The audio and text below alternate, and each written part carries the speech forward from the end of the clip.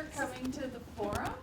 And today we have Jamie O'Connor from the Department of Kinesiology, and she's going to talk to us about a retrospective examination of LGBTQ students' perceptions of physical education. She had to take a deep breath to say the title. So yes, welcome and thank you for coming in, and specifically thank you to Karen and ORSP for supporting this project a few years ago. This was a student-faculty collaborative research project supported by ORSP a few years ago, and Justin Kiefer, the other name on this, unfortunately, I would have loved for him to co-present with me, but he's now a teacher in Minnesota. So he has since graduated, but he and I did present this at our national conference last year. And so it was really exciting to see him get to see his work just actualized and to talk about it with a neat group of people from all over the world. So thank you for being here. So before we dive in and talk just a little bit about the background information regarding this study, I think it's important to note that bullying in and of itself, scholars have had a hard time operationalizing a clear definition of what it even means. And they have concurred that it's a subset of aggression with behaviors spanning from the very covert, so pushing, name-calling, tripping, etc., to those that are a little bit more covert and perhaps difficult for teachers to see, such as that relational aggression, rumor spreading, social ostracism, etc. So just to have that idea that it's actually quite complex, and even scholars kind of argue about what it even entails. With that said, LGBTQ youth who are struggling with sexual identity development in some cases, scholars have found that not only are they lacking a lot of support and protection from teachers, but from other social ecological entities too, such as families, peers, school administrators, etc. And so, with that said, they are also 2 to 3 times more likely to be on the receiving end of bullying, specifically verbal harassment, than their straight peers. And we know that the potential consequences of prolonged victimization can be quite devastating for some of these students. In addition to increases in depression and anxiety and suicidal ideation, and sometimes suicide itself. With regard to the PE context specifically, there's very little literature that exists exploring their experiences in that setting. But of the literature that does exist, they've found that perceived sexual orientation and issues regarding gender identity have triggered bullying in PE settings. Why should we care? You're talking about the one context during the school day when students are supposed to be learning about health-enhancing behaviors, and we want to make sure that practitioners and scholars understand the impact that peer harassment has on marginalized students. So just to kind of paint a picture here, I've already mentioned that this was a student-faculty collaborative effort. So Justin and I, we utilized a qualitative design with a social-ecological framework because we were really interested to know the type and level of support that LGBT students felt during high school. So this was a retrospective examination, and we wanted to know at every point along the continuum, did you feel support when you were in high school PE from peers, families, teachers, etc. And so we conducted formal interviews with our participants for an average of 40 minutes, and utilizing a semi-structured interview guide and constant comparison, member checks, peer debriefing, negative case searches were all employed with regard to data analysis. Participants, 6 undergraduate students, and these students, on average were 20 years old, all coming from, rural town and suburban communities within Wisconsin and Minnesota, and self-identified as lesbian, asexual, transgender, bisexual, and gay. The interview guide, I want to back up a little bit, or I want to fast forward a little bit, and I'm going to come back to these questions in a moment. But I want to dive into some of the results of this study, and then we're going to circle back and talk about a few of those questions as a group. Hopefully we have some people willing to contribute their thoughts. But I want to talk a little bit about this first theme that emerged, in that bullying was, in fact, a reality for these participants. And I'm going to talk about the other half of that ellipsis in a moment, but I want to talk about this front end first. So as you can see, looking up at this screen, there were a number of pejorative words and phrases, negative and sometimes even violent experiences that these students were having on a regular basis in their high school physical education classes. They described high school PE as a very hyper-masculine, almost toxic environment in which most instances of bullying were ignored by their teachers. And they talked about specific physical education spaces, most notably the locker rooms, as places in which they felt both physically and psychologically unsafe on almost a daily basis. But the other half of this ellipsis is that what was interesting is that even though bullying was a regular reality for these participants, there wasn't a lot of finger pointing at specifically the bullies themselves, as evidenced by this quote from Ryan. I could not hate him. I could not be angry at him. I could only feel empathy toward him. That makes it really hard if you are the victim of someone else's harassment and you can only feel sorry for them. I could see that he had been hurt enough in the past, and that is where his reactions came from. In addition to not blaming the bullies, these participants didn't really blame their peers, who were often described as almost bystanders who very rarely would intervene on behalf of the victims. So very much just on the periphery, like eyes closed, I don't want to get involved. But they didn't really blame them either, as evidenced by this quote from Frank. Usually it was silence, and afterwards, once in a while, I would have people be like, "Are you okay?" I imagine they didn't want that to happen to them, and that is completely understandable from my point of view. Finally, there wasn't a lot of finger pointing toward the bullies, the perpetrators of the harassment, nor toward those peers who were on the periphery, and then finally, not toward the PE teachers themselves. Sam said, "It was ignored, and I'm not trying to say that the teachers were mean people. I knew them and they were good people. I just don't think they had the skills or ideas of how to combat that. I don't think that was part of what they were trained to do."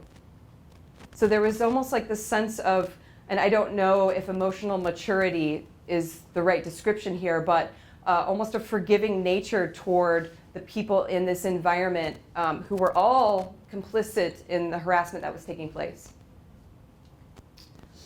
Okay, another major theme that emerged from this was the overall impact that the sustained bullying had not only on the participants at that time, so during high school, but Justin and I were also interested to have conversations about what, if any, impact that harassment had on their future interest with regard to physical activity. So first, looking at the immediate impact, Ryan talked about how I didn't really have friends. They had all been bullied away. The first thing that bullies do when they start picking on you is isolation. That social isolation is almost worse than the bullying itself. Another quote from Rory about the immediate impact at the time during high school. We had a 3-tier locker system, and I was in the middle, and I was the only one out of 15 other boys, and then they chose the other 2 sides so they never had to stand by me. If they had a boy they didn't like, they would try to force him to change next to me as if it was some form of punishment. Future impact, and again, we weren't sure. We thought that perhaps they would say, nah, it was a horrible experience at the time, but it really hasn't impacted my life now as a college student. But Joe said, I tried going to the weight room, but then my initial reaction when I get into them was that these aren't safe places anymore. Then it took me a long time to actually come back and feel comfortable again. Frank said, I ran up to 18 miles and I ran every day. And now, weighing over 200 pounds, I do not do any physical activity. Mentally, I always think about how my friends pieced out and how out of shape I am now and how that disconnect happened after I came out. But that is what happens when I exercise. I think about how everyone stopped talking to me after I came out. A couple sub-themes emerged from the data that were interesting. And the first was this idea that a few of the participants talked about how there were times when they felt like their perceived motor competence attenuated some of the bullying that they had been experiencing on a regular basis. So when they felt particularly athletic in a given activity, that it was almost as if their social standing were elevated for brief flashes of time among their peers, and even gaining a little bit more respect from their PE teachers too in those moments. And that was fascinating, and I think it deserves further exploration. And then this one, this idea regarding health and wellness classes. All of the questions in the interview guide pertain specifically to the physical education context.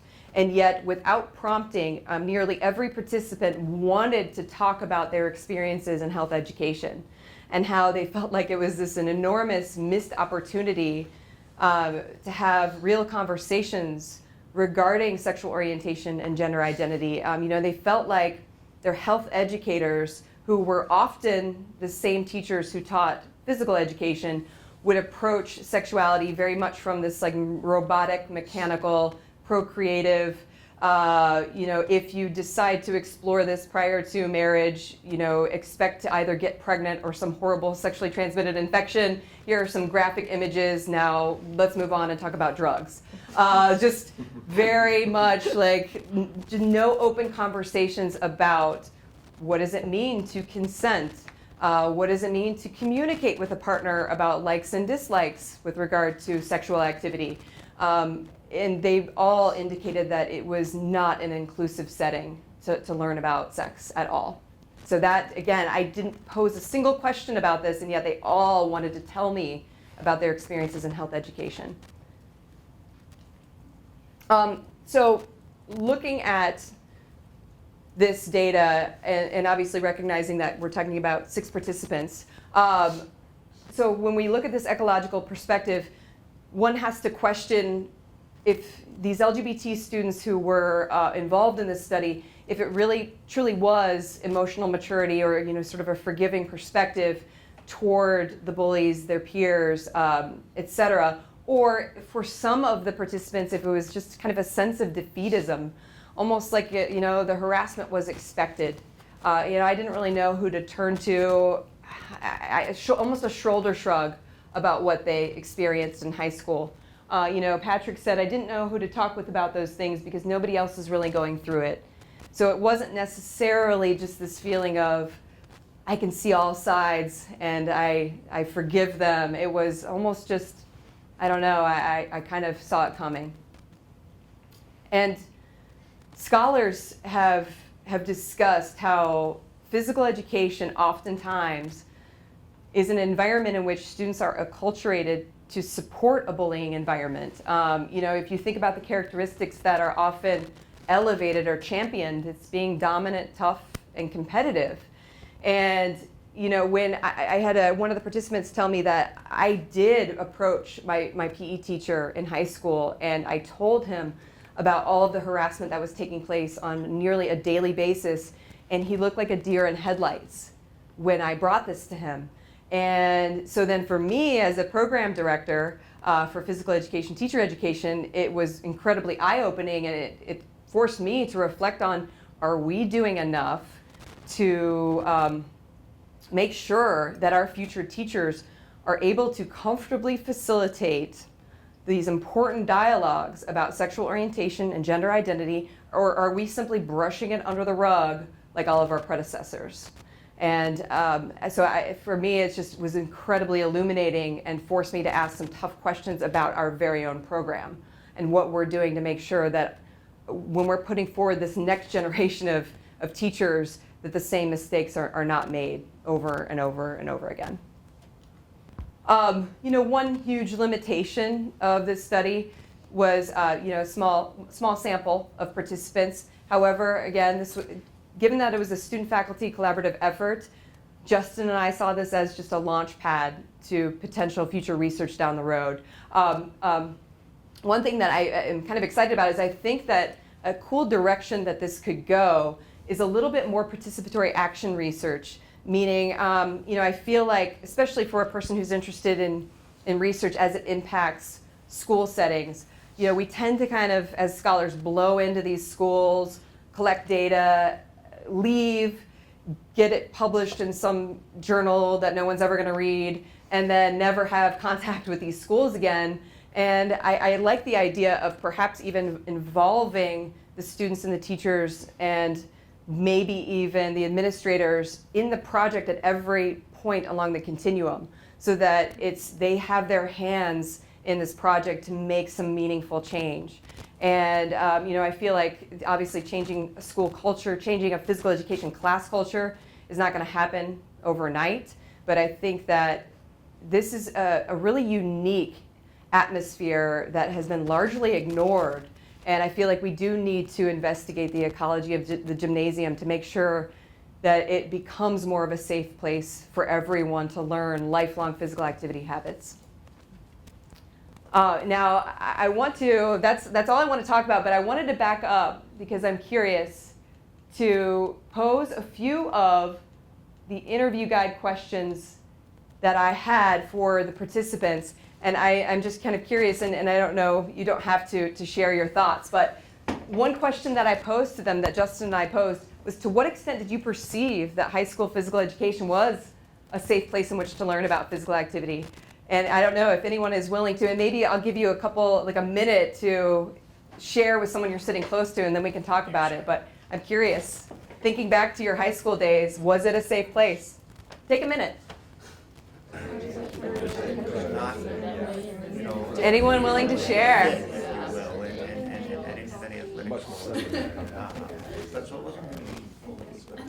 Anyone willing to share their experiences? Yes, my department chair, Jeffrey Jono. You kind of described me as I could do all the skills, dominating a lot of the skills, and so for me, it was a very safe place to engage in physical activity. It never was a negative for me, but reflecting back on the conversations that we've had over the years about who these other students are, and reflecting back and being mindful of friends and classmates who weren't. They would hide in the shadows, they were withdrawn, they would be brought in because the teacher forced them in, and they stuck out like a sore thumb. Agreed. I never looked at, I was not exactly the quintessential student who would take the perspective of someone else in class. It was always just, I'm succeeding, so I don't really care that your experience is miserable. And now, when I started going through teacher training, then it would just blew my mind, like, oh, some people are miserable in physical education. What does that feel like? And what can we do to help them? And I feel like maybe my empathy was a little stunted for a while. I don't know what it was. Anybody else have anything to share? Yeah. We wondered about whether these students were in single-sex physical education environments or No, gender-based. co-ed. Yep. Okay. It's Whether that would make a legally difference. speaking, the classes are supposed to remain co-ed. A lot of schools still violate that. It's kind of part of Title IX. I mean, yeah, the classes are supposed to be co-ed, but it's not enforced. Yeah. I guess I can relate to that. I had 2 years high school PE. My first year was all women, and my second year was co-ed. And I remember playing soccer with all women and being one of the really great players. And by 10th grade, playing with co-ed, that was not the case. And I also was in a pickleball championship in 10th grade. I had a male partner, and the other team was actually 2 males. And I was targeted as the weaker link, so they hit the ball to me often. Yeah. I was pleased to not lose the game for my team. Mhm. My partner did, but yeah, so I remember extra pressure.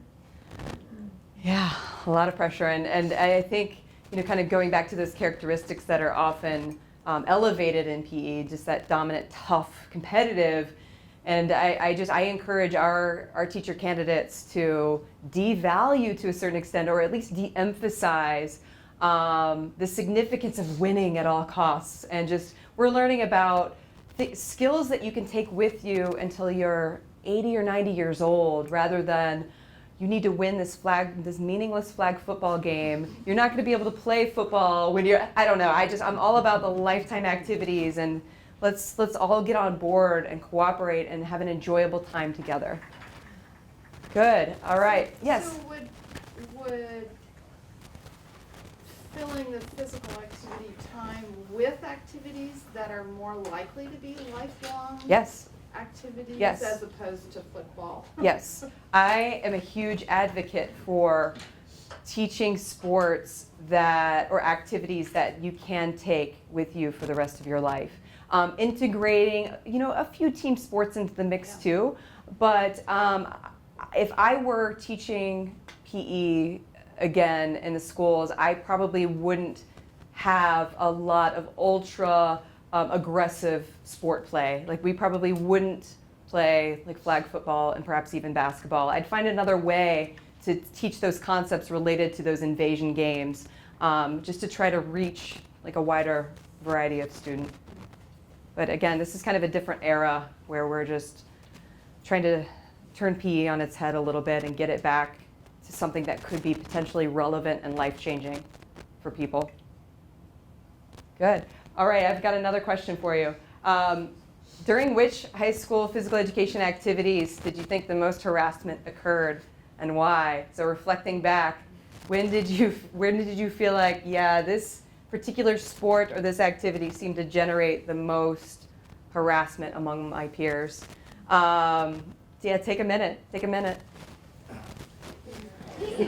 Sport, drama. Anyone willing to share? So they end up What activities generated the most bullying, in your opinion, thinking back? When did it, and perhaps you don't remember specific instances of harassment, but you just remember the atmosphere itself just felt a little bit toxic? Yeah. I remember swimming, and not only the time in the pool, but we were talking about the extra time in the locker room. Yes. And it makes me think of how often that was supervised, Yep. especially if you had a male gym teacher Yep. and you were female. Yep. vice versa. Yep. Swimming. I conducted a study my first year here with our first year PETE students because I was curious to have them reflect on their own experiences in high school. And the top activities that swimming was one of the first that came to mind.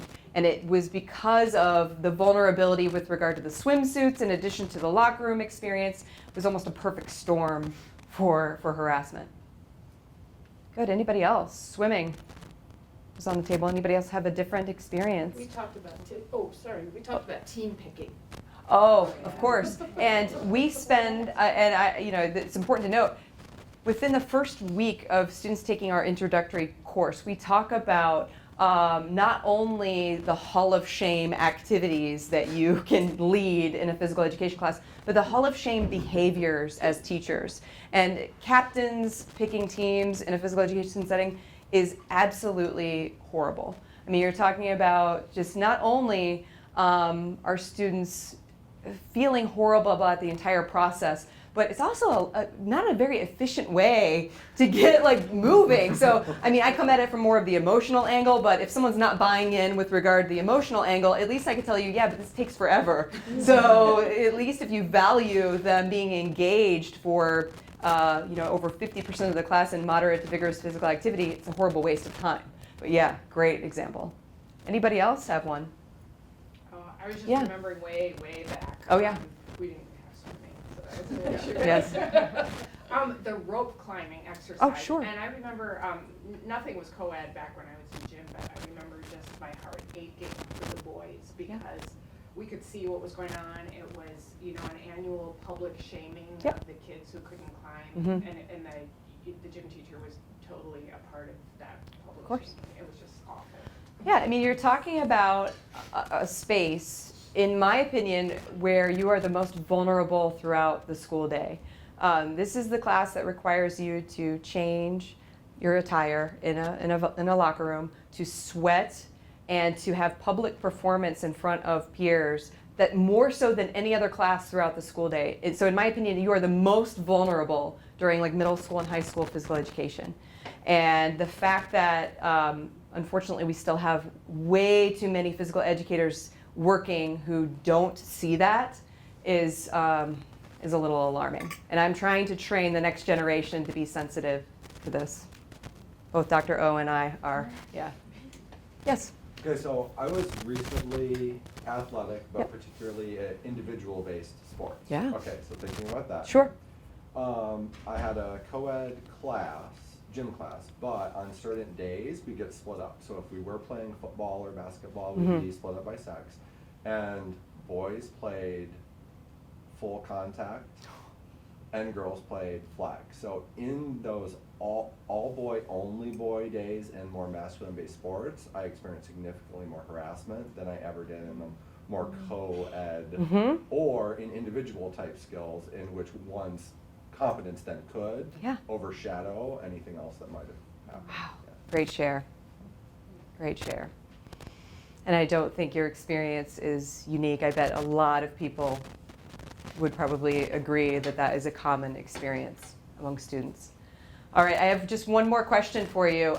So when you think back, I explained to the participants this idea of a bullying continuum, a very, very oversimplified explanation, right? You've got one end, someone who regularly engages in bullying behaviors on one end, student who is most often victimized, during an academic school year. Then you have those students who are called bully victims, and they can kind of slide along that scale a little bit, engaging in both.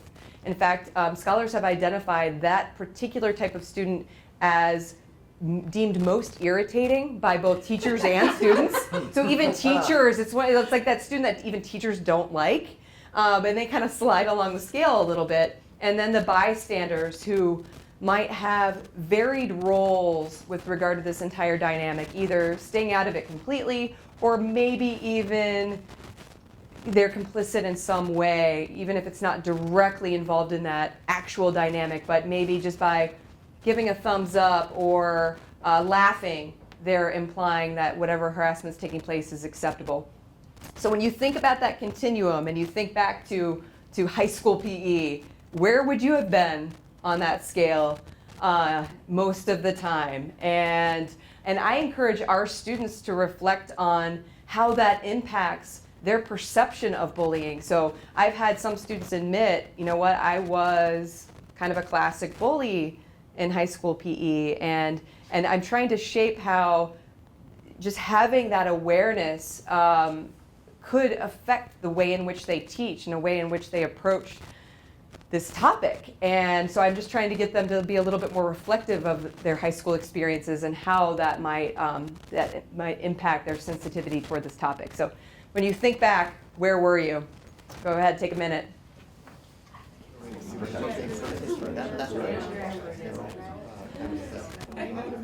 Okay, anyone willing to share where they were? And you don't have to. I can admit that I was a worthless bystander all throughout school. I was a bystander. Just completely worthless. If I could go back in time and stand up for students who were bullied, I absolutely would. It's one of those little things that still plagues me to this day as I think back to the fact that I did nothing. And it just gets under my skin, given the fact that this topic has been something I've been exploring since grad school. Anyone willing to share where they were? How many of you would say you were bystanders? Anyone experience bullying? Willing to admit? Yeah? Any bullies? No? Oh, a little bit of both? Nope. Yeah? There you go. And again, I use this as an exercise just for personal reflection, but it was interesting to see, to have the participants discuss this and just how sometimes they would vacillate from year to year, that it wasn't always an explicit, I was always the victim. Sometimes it would change, as I mentioned before about that sub-theme about athleticism kind of attenuating some of the bullying that they experienced. So it would shift a little bit depending on what was happening at that time during class. But yes?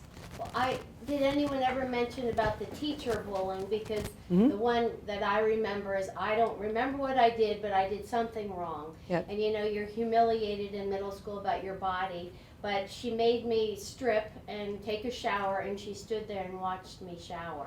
And I don't think I ever told my mother that that happened, and of course nowadays you'd be fired. But did anyone mention about Sure. the teacher? Sure, bullying? because I asked very pointed questions about the extent to which teachers either promoted or facilitated harassment, either in the gymnasium or in the locker room. You know, talk to me about the extent to which they promoted it, and some instances did come out like that regarding just very overt behaviors that are borderline, like I don't even know what to call it, but just psychological assault. Like I don't know, horrible stories. Yeah, but no, I did ask about that because I am curious about the role of the teacher, because that's the person who sets the tone for the ecology of that space. All right, well, those were the only questions I had. Do any of you have any questions for me about, again, I know this was a small study, but an important one nonetheless. Well, I'm curious Yeah. what you're gonna do next, or if you know yet. I would like to get into one of our local high schools and possibly work with a gay-straight alliance to explore this within that, instead of doing a retrospective, get into a high school. And I'd love to, as mentioned, possibly even involve those students in the design of the questions, and you know, where do they see change happening, or how do they see change happening? What do they need? Yeah. You said your student collaborator is now teaching. Mhm. Is he a gym teacher? He is. He's a PE teacher, a health teacher, and adapted PE teacher in Minnesota, in the Minneapolis-St. Paul area. And I wish I had 100 more like him. I mean, you're talking about a student who just got this stuff just right away. And I wish every teacher felt this way about issues related to inclusivity. Yeah. So I'm just thinking of some other research that I've looked with and taught some students with, and it wasn't, so this research wasn't specific to a PE context, but just more generally. You noted that there are some people who are both bullies and also get bullied, and I think that that's actually a larger percentage of any population than those who only get bullied, Yeah. right, or bullies. Right. And we know that there are negative, like, psychological Yep. and other consequences from being bullied, but bullies have a very similar psychological They do. profile, like increased suicidal ideation, so. Those stats were for both. Right. So, Yeah. yeah, so Yeah. they look the same if you look at outcomes or profiles. And there are arguments that a lot of bullying behavior is stemming from, like, unmet needs Yeah. that the bully has. Yeah. So you can either target the bullying behavior and say that's bad or try to ignore that, or we can think about what are those unmet needs and other alternative ways that we could satisfy them. In that Absolutely. Yeah, the consequences, and I should have been specific, the consequences for everyone in this dynamic, especially those that are perpetrating and on the receiving end of it, it's devastating for both. And so you're exactly right. So I encourage us to, I don't like the idea of PE teachers thinking of themselves as these police officers who are micromanaging behavior. In fact, we come at it from an adventure-based learning approach, almost like we're attempting to build a community, take some perspective.